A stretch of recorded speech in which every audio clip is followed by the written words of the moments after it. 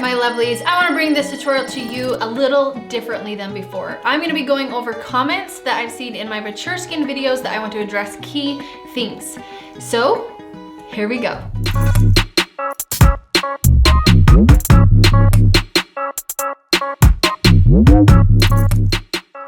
Now, I will be demonstrating some things for you, but I'm gonna start off with some comments and make sure I address them so that you guys have it set and in store for you.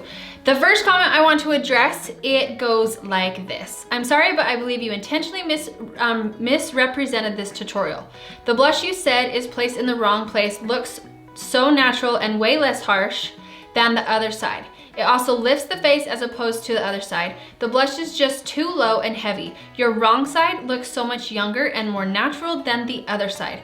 Also, small foreheads do not need contouring. You also never place a dark color on the temples as you did when you contoured your forehead.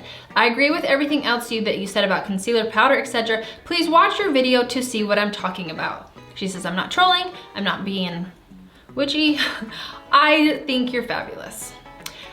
So I appreciate everybody's opinions, and what I want to say first and foremost is a lot of times when I do my tutorials, there's key things that I talk about in some, but if I hit in on every single thing, which granted I missed some things and I apologize, but for the most part across the board, I definitely try to go into so detail. In fact, we're trying to keep these videos like 20 minutes or shorter, and this one was 40 minutes. And I still didn't get everything out that I needed to say. So the first one that I'm gonna address with her is she said that the contouring should never be placed on the forehead if you have a small head.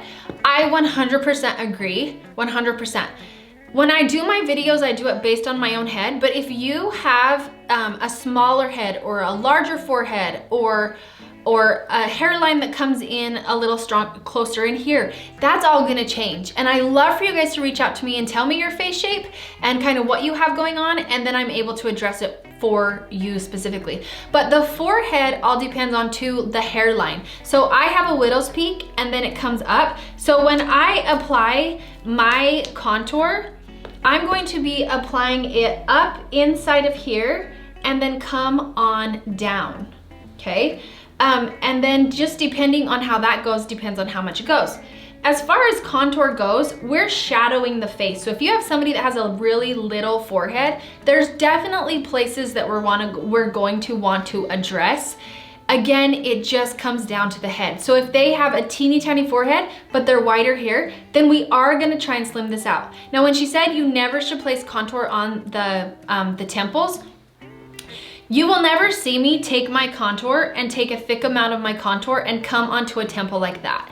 When I went down onto the sides of my face, I had whatever is on my brush here, and then I do come down, but it's in my hairline that I'm coming down because we want to frame the face, and we want to, if we have all this here, and then we have this little section that's like here, again, it comes down to the face.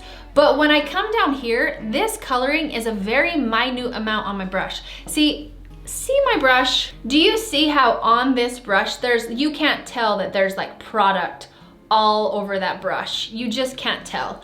So, but when if somebody gets too much product on their brush, it looks something like this. And we don't want that. That is so important to not do that with the brush. I am never going into a face that looks like that. In fact, I'm never loading it up like this too. That brush is gonna look clean and it's gonna look very well kept. We're not darkening a lot, okay? So a lot of times people will tell you to do this E or 3 shape on your face. It's kind of like that, but there's definitely parts that are really hit up and ones that aren't hit up so as much. Okay, the next things that I want to address about this is the blush. So in the video, here's the video right here that I talk about blush placement. You'll see on my face right now that the blush that I have, it accentuates and it hugs this contour. So you'll see that it wakes and it works up with the face really well.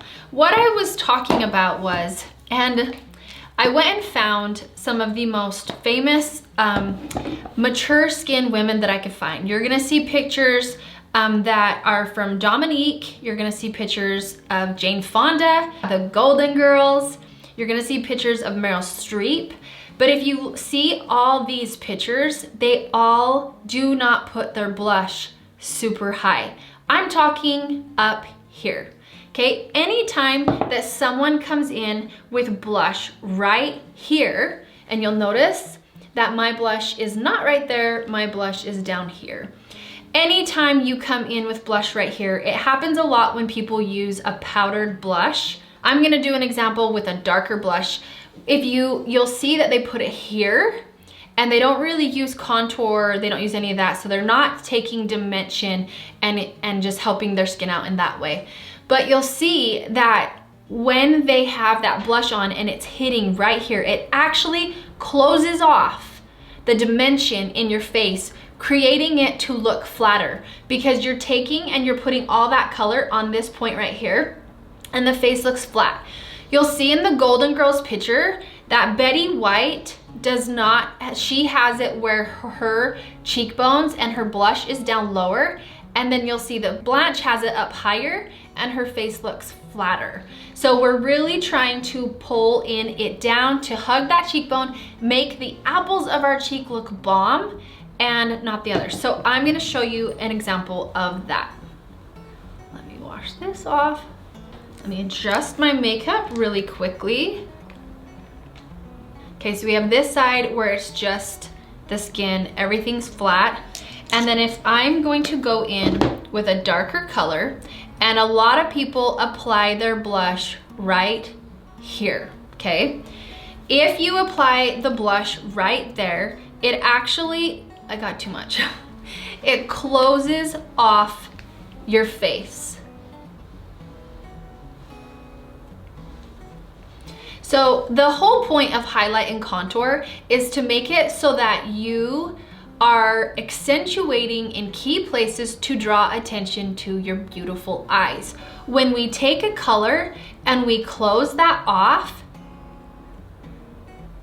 we're making it so that can't happen. People see the color versus seeing our eyes. So this is up higher, okay? We're not accentuating the apples of the cheeks.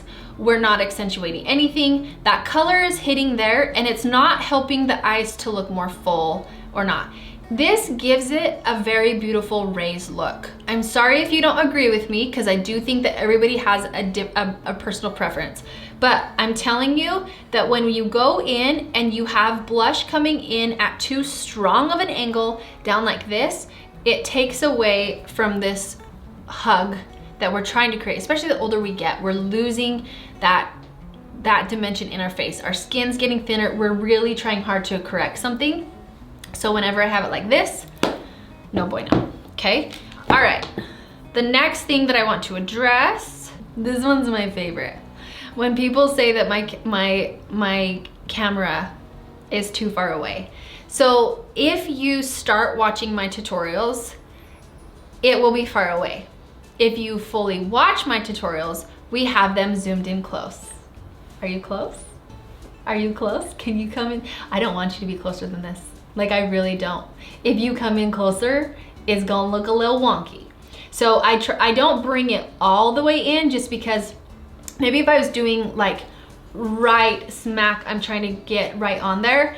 But also if you're on a phone and it's just this teeny tiny piece, if you turn your phone sideways, you can see it better. So I do have points in my videos where it's zoomed out, because I really like you guys to see, I guess, empty frame in a sense. You can see my movements, you can see the actual pens, like brush, you can see things like that. But if I'm always zoomed in so close throughout the whole thing, I personally don't like it. So I don't want you guys to see if I have boogers. I don't want you to see if I have boogers.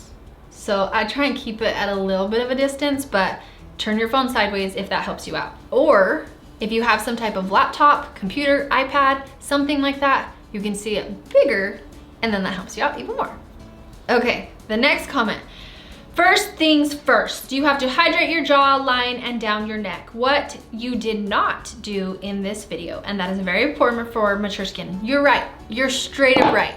I didn't do that video on like skincare. So where I wasn't really going on skincare, the point that I was making in that video was trying to teach you guys to hydrate your face, because a lot of times people are either like putting a ton of product on their face that actually doesn't absorb into your skin.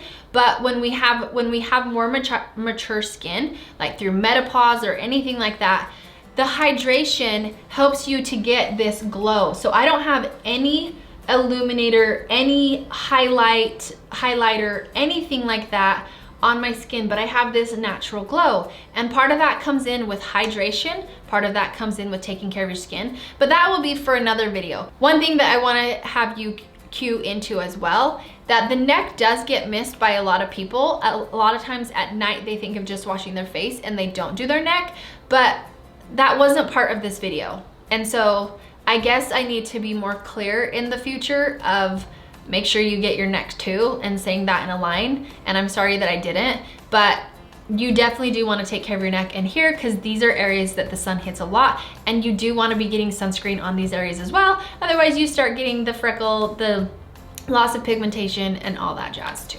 So one comment in the past that I saw, they talked about, well, in one of the tutorials that I did in the past too, was it was an eyeliner video, and people were wanting me to start the makeup on a fresh, clean eye with nothing on it. The reason in that video that I did not start with a fresh, clean eye is because I don't know anyone that puts on eyeliner on a fresh, clean eye. That's usually like one of the last steps. And so that's why I did it that way. I can probably do an eyeliner video on its own, but when it comes into play or anything, that's how you just see that final product, like how it just all comes in. So I'll think on that department too, what I would want to do for that. But we're gonna go into an eyeshadow video, and it's where I talk about getting out of the hood. So when you get out of the hood, I call that, I kind of came up with that concoction of what it said, is because I thought get out of the hood, because the hood is no good. Yeah. So right now I have one eye color on. This is the color called Stay Golden. Stay Golden right there. It's just a killer awesome color. It's also a really good color too, because when we get older, our eyelids start to turn purplish red, and because it has that yellowish tone in it, it kind of mutes that out.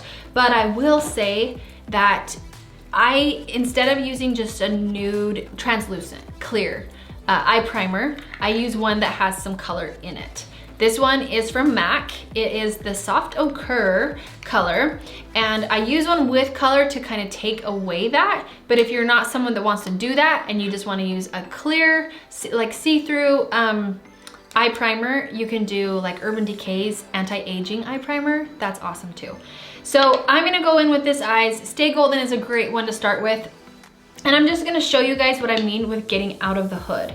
So I try to take colors and work my way into not going so dark, especially right off the bat. So I'm just gonna take this really warm brown color here. I'm going to press this in the outer edge right here. And I'm just pressing over and over and over again. So I'm getting it set where I want it. So you can tell that this is going a little warmer than what just the Stay Golden did. But I'm pressing this in just a little bit here and there because it's just stippling it on. As I get it in the places that I want, and if you have wrinkly eyelids like I do, you might have to hold down the skin and then place the colors, okay? So this is really good for somebody who has excess skin or the hooded eyes. And hooded eyes is when your skin is starting to shift over top of the eyelid, making it so when you put your colors on, you're like, yeah, the colors look good. But now I can hardly see that I even had any color there. And so I'm going to place it where I want it. I'm gonna turn my brush over and I'm gonna just stipple. So a lot of times you'll see people sweep and swipe, and that's really something that you can do when you don't have a lot of excess skin. But the more excess skin we get and we sweep and swipe, the more we mix all of our colors in. And I don't want us just mixing all of our colors. So I'm blending this out and getting it up on the hood.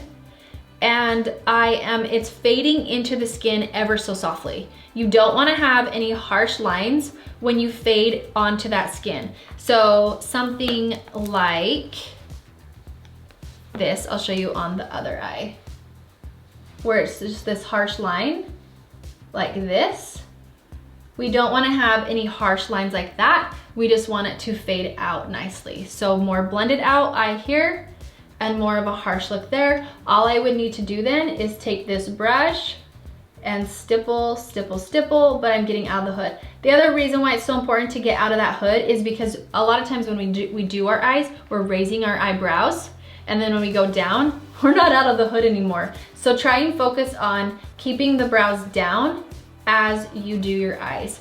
See how this color is coming down like this? I wanna lift that up, because as we get older too, our eyes start to droop, and we wanna keep a really tight angle, so you're gonna angle this upward, like so.